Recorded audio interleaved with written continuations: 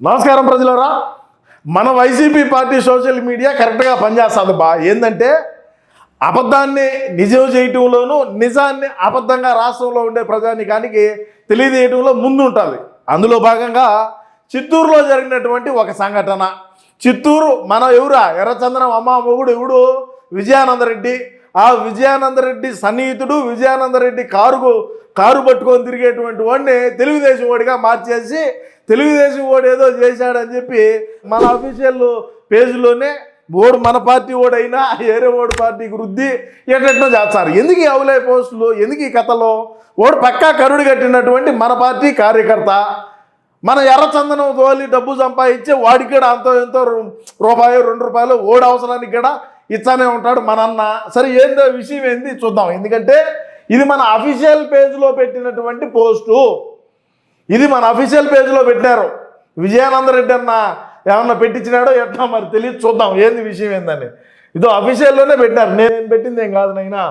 అదేవిధంగా చిత్తూరులో యువతిపై టీడీపీ కార్యకర్తల గ్యాంగ్ రేప్ కలకలం. మరకంబట్టు సమీపంలోని నగరవనంలో ప్రేమికులు సామాన్య ప్రజలు సేద తీరుతుంటారు.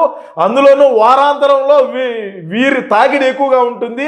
ఈ క్రమంలో గత శనివారం ఓ ప్రేమికుల జంట కూర్చొని మాట్లాడుతూ ఉండగా టీడీపీ కార్యకర్తలు హేమంత్, మహేష్, కిషోర్ అనే 3 యువకులు తమను ఫారెస్ట్ సిబ్బందిగా పరిచయం చేసుకుని ఆ ప్రేమ జంటను వీడియోలు ఫోటోలు తీసి బెదిరించారు. ఓకే, ఆ 3లో ఒకరు ప్రేమ జంట అబ్బాయి మా మేడం మిమ్మల్ని పిలుచుకురమ్మన్నారు, దూరంగా పిలుచుకుని వెళ్ళాడు. మరో 2 ఆ మైనర్ బాలికపై అత్యాచారానికి ఒడిగట్టాడు. ఆ అమ్మాయి కేకలు వేయగా ఒకడు నోరు నొక్కి పట్టుకోగా మరొకడు అత్యాచారం చేశాడు. ఇలా 3 మార్చి ఆ బాలికను రేప్ చేశారు. ఈ విషయం బాలిక స్వగ్రామం బండపల్లి వారికి తెలిసి నగరవనం దగ్గర కాపు కాశారన్న నిన్న మధ్యాహ్నం ఆ కామాంధులను గుర్తించి ఆ 3కి దేహశుద్ధి చేశారు. ఒకడు తప్పించుకొని పారిపోయాడు. మిగిలిన 2ని చిత్తూరు తాలూకా పోలీసులకు అప్పగించారు. కానీ నిందితులు టీడీపీకి చెందిన వారే కావడంతో రాజీ కోసం టీడీపీ కార్పొరేటర్ నవీన్ కుమార్ రంగంలోకి దిగి బెదిరింపులకు దిగాడు. దాంతో బాలిక తల్లిదండ్రులు కేసు పెట్టేందుకు వెనుకడుగేస్తున్నారు. ఈ సాకులతో పోలీసులు చేతులు దులుపుకున్నట్లు తెలుస్తుంది. ఇదేనా ఎన్సీబీఎన్? ఇదే చంద్రబాబు నాయుడు గారికి, అనిత గారికి, హోంమంత్రి అనిత గారికి, పవన్ కళ్యాణ్ గారికి ట్యాగ్ చేసి ఇదేనా హోంమంత్రి ఆడబిడ్డకి న్యాయం చేసే పద్ధతి అని చెప్పినారు. ఓకే, ఇక్కడ మనం పరిశీలన చేసినట్టయితే చిత్తూరు శాసనసభ్యులు ప్రస్తుత టీడీపీ ఎమ్మెల్యే గురజాల జగన్మోహన్ ఉన్నాడు. ఎందుకు వినాడు ఆడికి ఏంటంటే గతంలో మనం ఎంక్వైరీ చేయకుండా ఉన్నాం కదా, చేర్చే వినాయక చవితి సందర్భంగా పర్మిషన్లకు డీజే పర్మిషన్కు పోతే ఆయన ఫోటో తీసుకుంటే ఆ ఫోటోని బయటికి తీశారు వీళ్ళు. ఓకే, నేనేం కాదల్లా. ఇప్పుడు మనం చూసినట్టయితే ప్రస్తుతం అతను ఎవడుబడిగా తిరిగినాడు ఏందనేది మనం ఒకసారి చూద్దాం. ఎవరినైనా కారులో కూర్చోండేది, కారు పక్కన తగులుకొని దాన్ని పట్టుకొని పోతాంది ఎవరినైనా. ఈయన మన విజయానందరెడ్డి, ఎర్రచందనం బడా స్మగ్లర్. ఎర్రచందన అమ్మ మొగుడు. ఎర్రచందనంలో ఏ విధంగా డబ్బులు సంపాయాలా, ఏ విధంగా కోట్ల రూపాయలు మనం అంతా అటవీ శాఖకి సంబంధించి పర్యావరణాన్ని అంతా ఇచ్చేసి మనం ఏ విధంగా డబ్బు సంపాయాలా, బెంగళూరుకి ఏ విధంగా తోలాలా అనేది తెలియాలంటే ఈయన కాడికి పోవాలా. ఈయన మన విజయానందరెడ్డి వైసీపీ క్యాండిడేట్, మన పార్టీ వైఎస్ఆర్సీపీ క్యాండిడేట్ చిత్తూరు. గురజాల జగన్మోహన్ చేతిలో ఓడిపోయినాడు. ఓడిపోయిన అతను ఆయనకు ఏమి సంబంధం?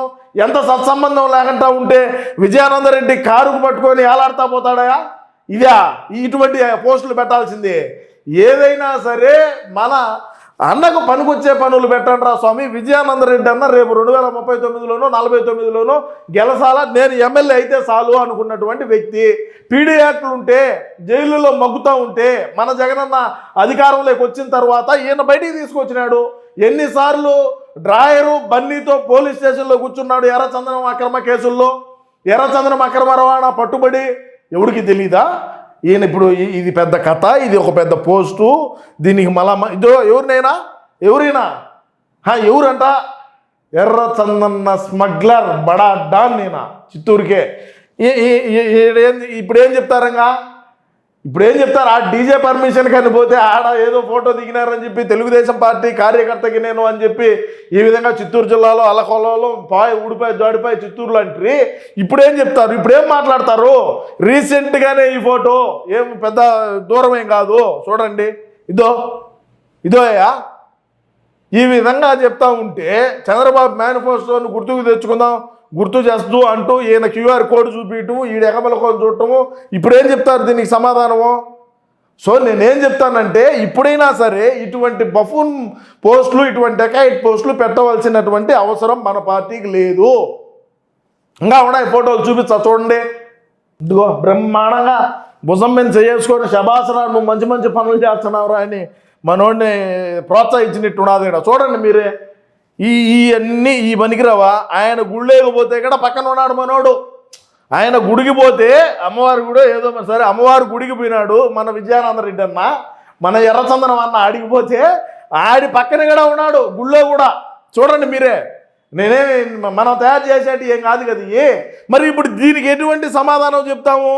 దీనికి ఏమి చెప్తాము అంట. ఇప్పుడు ఏడేమో ఉన్నారు, ఏడున్నాడు అని చెప్పి మీరు ఏడున్నాడు, మీరు ఇక్కడికి వచ్చినాడు అని చెప్పి ఈ మధ్య మాట్లాడితే దీనికి ఏం చెప్తాము చెప్పండి? ఇంకా దీనికి ఏమి సమాధానం చెప్తాము?